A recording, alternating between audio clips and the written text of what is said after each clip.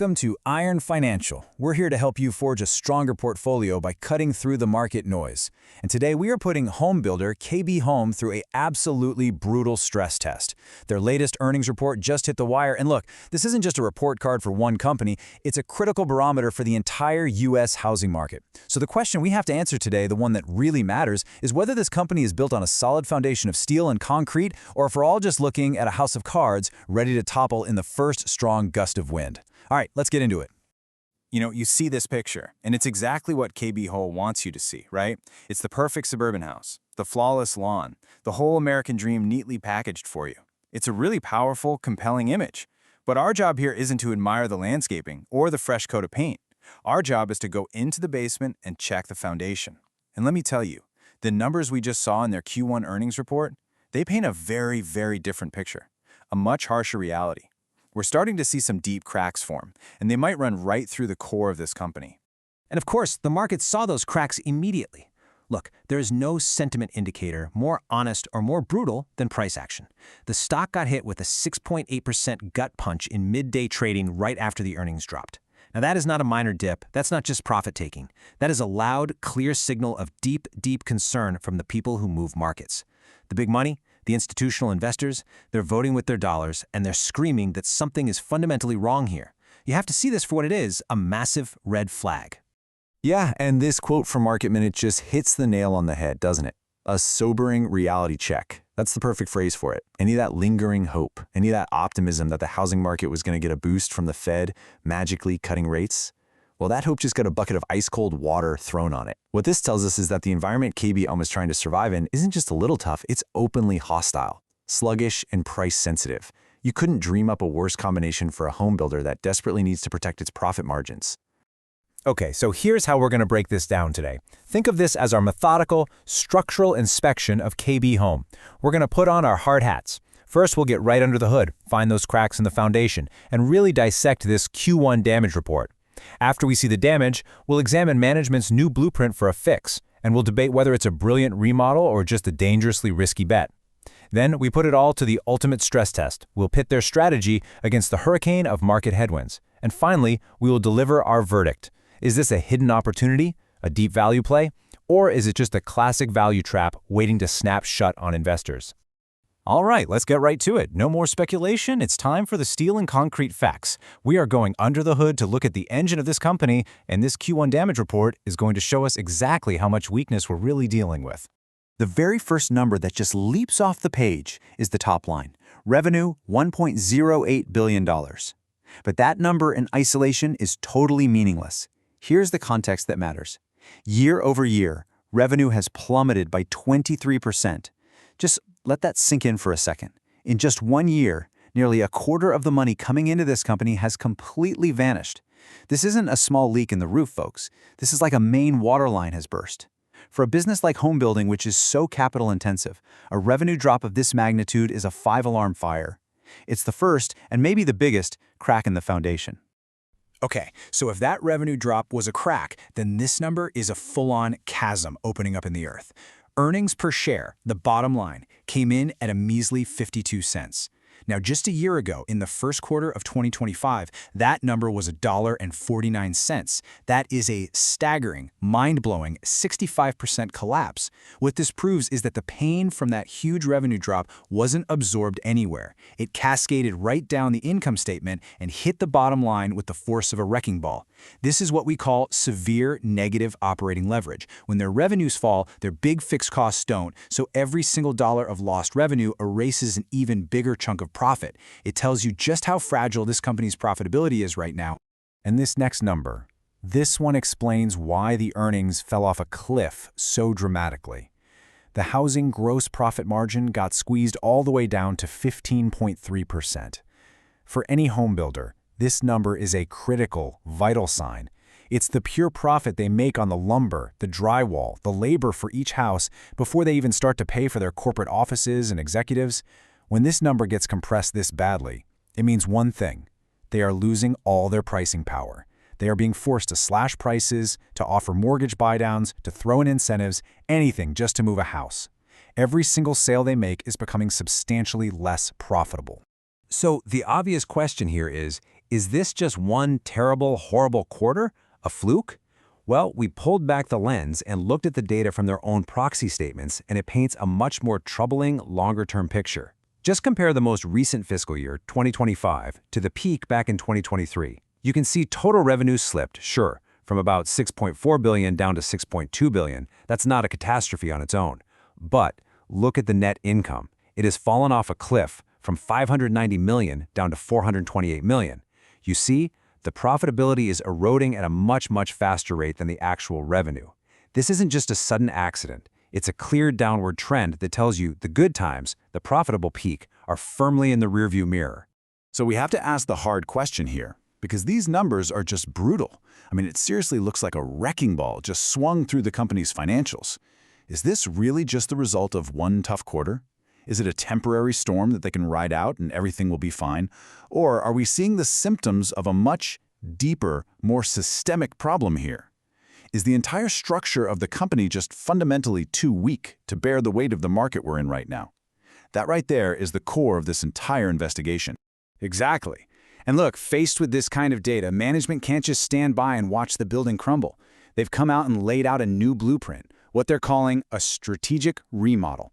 So now we have to examine this plan. We have to decide if it's a credible path to actually rebuilding and recovering, or if it's just wishful thinking on a spreadsheet. The absolute heart of this new blueprint is a return to their old-school roots, the built-to-order or BTO model. This is KB Home's foundational identity, what they were built on. And the strategy is actually pretty simple. Instead of building a whole neighborhood of houses on speculation and then just hoping people show up to buy them, you only start construction after a customer has signed on the dotted line. This allows the buyer to come in and personalize their home. They get to choose the finishes, the layouts, the upgrades. It's a much more customer-centric approach. And this strategy creates a really clear choice, a clear trade-off. On one side, you've got the built-to-order model. Now, the theory is that it leads to higher margins because customers will pay a premium to get exactly what they want. And, even more critically, it carries way less inventory risk. You're not going to get stuck with 100 unsold, depreciating houses if the market suddenly turns south. On the other side, you've got the spec homes. Now, these can be delivered much, much faster, and that's how you capture buyers who need to move right away. But the risk is enormous. If demand suddenly dries up, you are left sitting on a mountain of incredibly expensive inventory that you have to slash prices on just to get it off your books. So the key takeaway here is that BTO is the more disciplined, more conservative, but also potentially much slower path to growth. But here is the massive catch. And this quote, coming directly from their new CEO, Rob McGibney, this should set off alarm bells for any investor. He admits, right there on the earnings call for everyone to hear, that this strategic pivot is going to cause a temporary trough in deliveries. Let me translate that from corporate speak into plain English. Things are going to get much worse before they have any chance of getting better. They are intentionally slowing down construction. They are intentionally slowing down sales. In a market this brutal, can their balance sheet, and maybe more importantly, can investor patience, really withstand this so-called temporary pain? I mean, that is a colossal gamble to be taking right now. And that brings us right to the real stress test, because frankly, a brilliant internal strategy is completely irrelevant if the company can't handle the external forces battering it from all sides. It doesn't matter how well designed your blueprint is if it's about to get hit by a Category 5 hurricane. So let's forget the company for a second and analyze the macroeconomic storm that's brewing. Let's just be brutally honest about the headwinds KB Home is trying to sail directly into. First, you've got 30-year mortgage rates that are stubbornly stuck around 6.5%. That alone absolutely crushes affordability for their core customer. Then you have persistent core inflation that just keeps eating away at any savings people have scraped together for a down payment.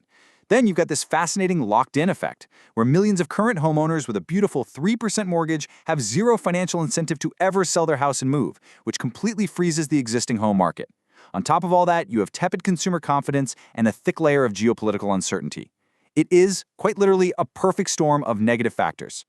But the single biggest headwind, the one that really dwarfs everything else, is the structural affordability crisis in this country. And this isn't some cyclical issue that's just going to fix itself in a year or two. No, this is a mathematical problem. For the vast majority of Americans living in the vast majority of U.S. counties, buying a typical home is simply not affordable. It doesn't pencil out. The combination of high home prices and high interest rates means the monthly payment is just out of reach. And this reality directly attacks KB Home's core customer base, the entry-level buyer, the first-time move-up buyer. Their entire business model depends on a customer who is right now being squeezed into oblivion. Now, to be fair, management isn't just sitting back and watching this happen. They do have a clear, multi-step plan to try and navigate this storm. Step 1 is to forcefully shift their business mix to 70% built to order in the second half of the year. That's to de-risk the balance sheet.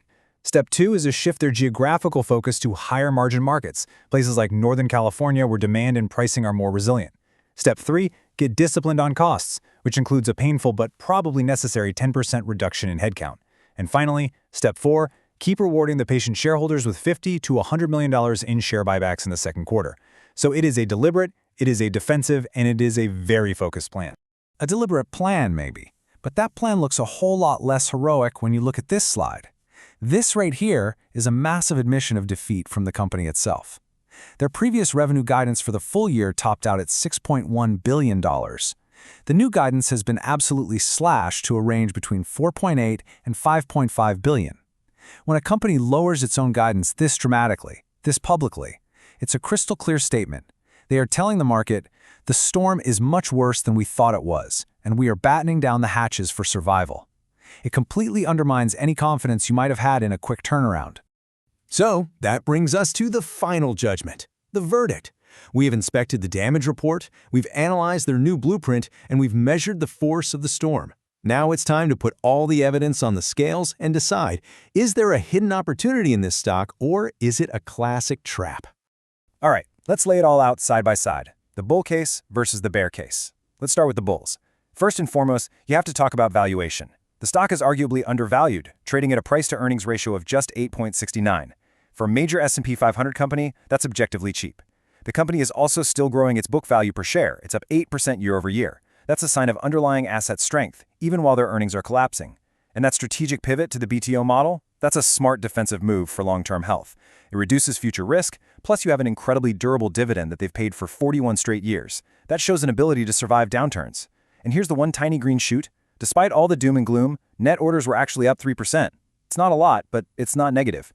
But the bear case is just as powerful, and frankly, it's a lot more immediate. You simply cannot ignore a 23% revenue decline and a 65% collapse in earnings in one quarter. That's a bloodbath. The margin compression down to 15.3% is severe and proves they have zero pricing power right now. Their backlog, which is their pipeline for future business, is down 23%. That means the revenue problems are likely to continue. The macroeconomic headwinds we've detailed are overwhelming and are completely outside of their control. And finally, the ultimate point for the bears is that the company itself has told you how bad things are by slashing its own guidance. They've essentially lost visibility into their own business. And so we end right back where we began. The bull case sees a disciplined company trading at a cheap valuation with a strong balance sheet and a durable dividend, making a smart, long-term strategic pivot. The bear case sees a company in complete financial freefall, getting slammed by a brutal housing market with no end in sight, whose short-term survival is very much in question. So the ultimate question for your portfolio is this. Do you bet on the quality of the blueprint and the undeniable long-term demographic demand for housing in America? Or do you believe that the company's foundation is simply too cracked, too weak to withstand the sheer force of the current economic storm? That is the multi-billion-dollar question you now have to answer. Thanks for joining us at Iron Financial. Quick disclaimer, everything I share is for entertainment and informational purposes only. I'm not a financial advisor, so please do your own research or talk to a professional before making any moves with your money.